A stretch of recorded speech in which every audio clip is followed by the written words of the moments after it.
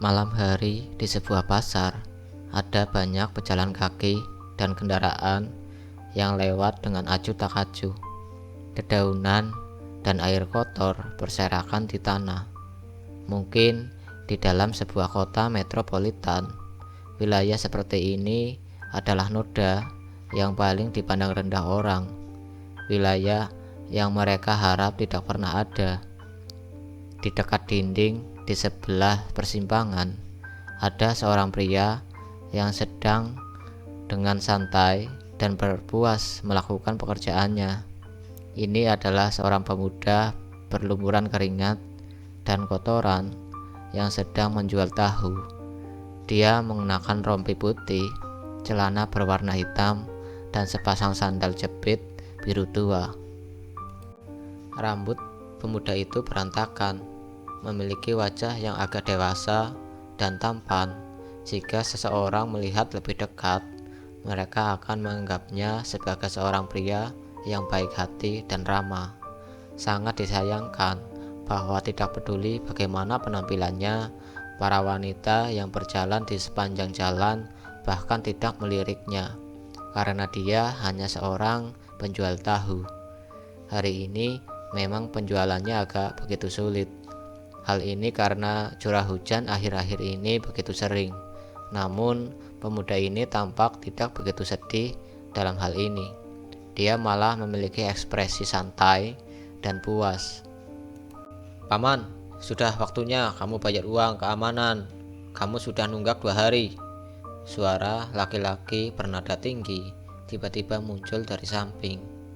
3 anak laki-laki berumur sekitar 20-an, berpakaian seperti gangster dengan rambut lurus, rantai perak, celana jeans berlubang, dan rokok di mulut mereka, tiba-tiba mendekati sebuah ruko di sebelahnya. Bambang, seorang penjual gorengan, tepat di sebelah pemuda itu terlihat khawatir ketika anak laki-laki itu mendekati rukonya. "Bang, sabar bang, dengan cuaca seperti ini penjualan saya lagi sepi bang," ucap Bambang sambil menunjukkan ekspresi pahit. "Dengar paman, jangan menguji kesabaran kami. Jika bukan karena kakak dragon, ruko milikmu pasti sudah hancur sejak lama," seorang antek berkata dengan cara mengancam namun menyanjung. Pria bernama Dragon tampak senang, menupuk pundak anteknya dan berkata, "Biaya pelindungan hari ini Anda dapat memilih untuk membayar atau tidak membayar. Hanya saja, jika Anda tidak membayar, aku akan menghancurkan ruko milikmu." Bambang terjerat dalam dilema. Uang yang dia miliki dimaksudkan untuk membawa istrinya ke dokter. Bagaimana dia bisa tahan menggunakannya sebagai hadiah untuk bajingan-bajingan ini? "Aku akan membayarnya." Pria penjual tahu tiba-tiba berjalan mendekat dan mengeluarkan beberapa uang kertas dari sakunya. "Hanya ini yang aku miliki. Paman Bambang sudah tua dan sangat membutuhkan uang. Kalian seharusnya mengumpulkan beberapa karma yang baik kepada orang yang lebih tua." Antek itu menyepitkan matanya dan tertawa, mengambil catatan itu dan memberikannya kepada rekan di belakang. "Agus, kamu ingin berpura-pura menjadi orang baik, tapi bukankah kamu juga belum membayar biaya pelindunganmu sendiri?" Agus mengerutkan alisnya, meratapi dalam hatinya tentang mengapa orang-orang ini tidak belajar dengan benar di usia mereka. Dia juga tidak ingin menimbulkan masalah, jadi dia dengan datar berkata, "Besok, saya akan bayar besok." "Bagus, saya bukan orang yang tidak simpatik. Semua orang harus bekerja sama. Saya melindungi bisnis Anda dan Anda membayar saya uang sebagai fakta. Saya akan datang besok untuk mengambilnya." Setelah berbicara, Dragon dan 2 anteknya berjalan menuju ruko yang lain. Mata Bambang sudah memerah. Dia dengan pahit melihat ke arah Agus. "Nah Agus, mengapa kamu menyusahkan dirimu sendiri? Anda selalu membantu saya membayar preman-preman itu.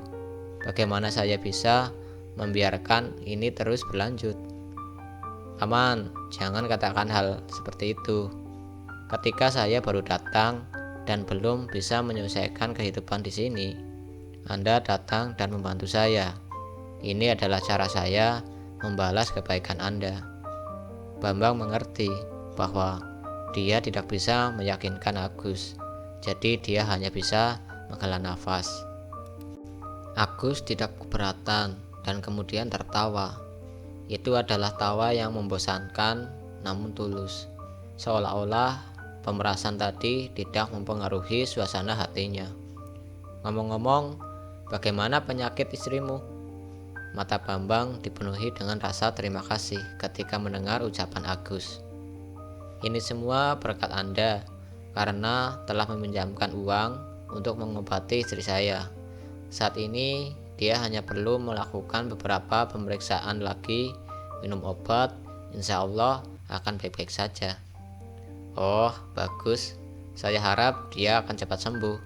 Agus dengan puas mengangguk. Nah Agus, apa kamu tidak mau ganti profesi? Ucap Bambang. Agus mengerutkan bibirnya. Saya agak menikmati cara hidup seperti ini.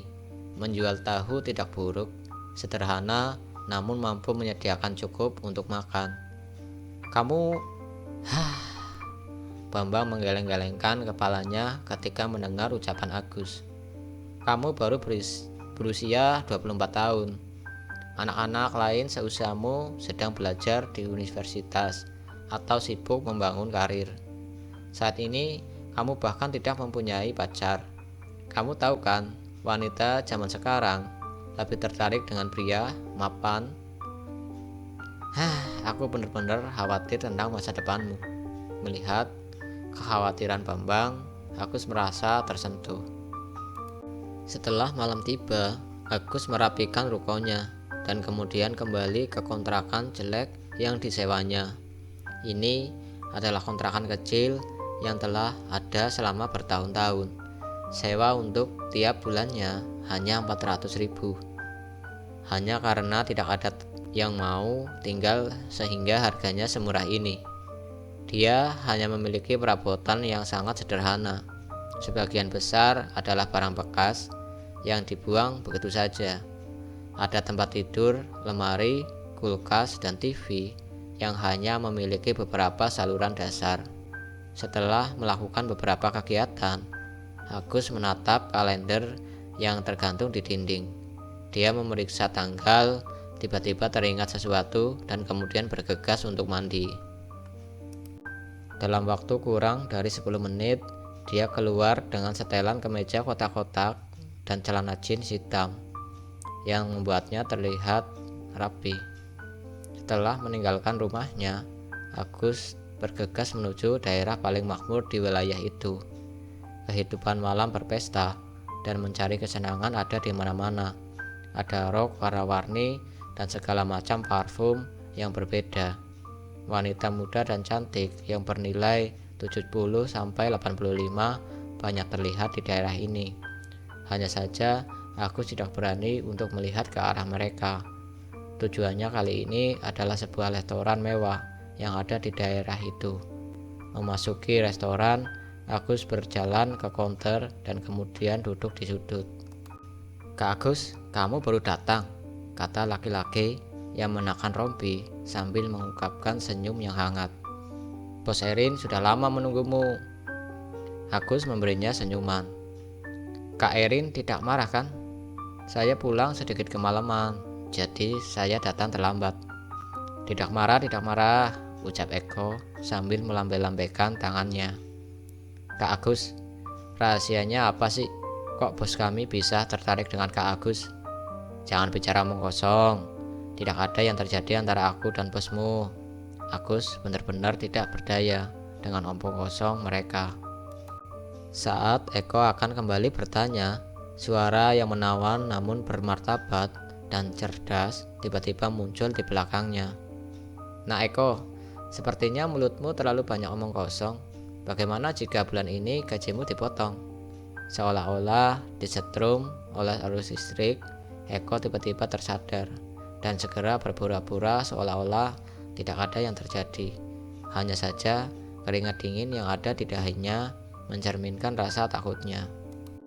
Dengan gaun modern yang elegan, bentuk tubuh yang proporsional, dan pinggang yang indah, sangat cocok dengan wajah yang halus seperti porselen di sebuah karya seni.